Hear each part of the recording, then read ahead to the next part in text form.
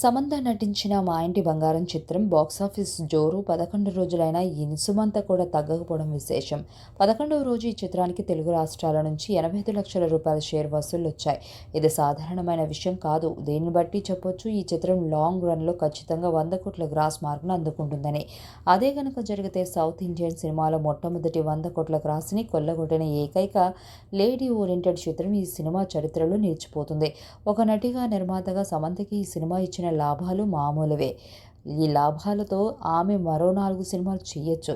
కుంభస్థలం బద్దలు కొట్టడం అంటారు కదా, అదే ఈ సినిమా విషయంలో జరిగింది.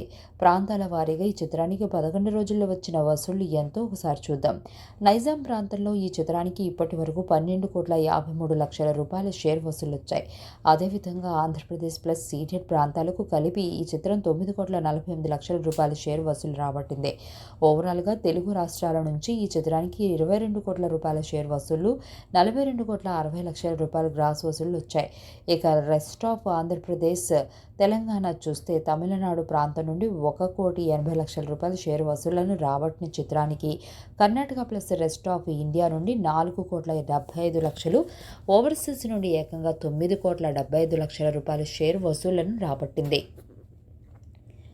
ఓవరాల్గా వరల్డ్ వైడ్గా ఈ చిత్రానికి 38,31,00,000 రూపాయల షేర్ వసూళ్లు, 77,75,00,000 రూపాయల గ్రాస్ వసూళ్లు వచ్చాయి. విడుదలకు ముందు ఈ చిత్రానికి జరిగిన ప్రీ రిలీజ్ థియేట్రికల్ బిజినెస్ కేవలం 12 కోట్ల రూపాయలు మాత్రమే.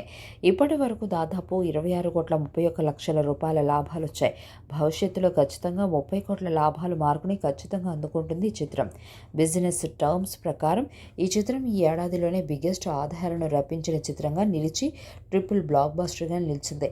రాబోయే రోజుల్లో ఈ సినిమా స్థాయి ఇంకా పెరగచ్చు.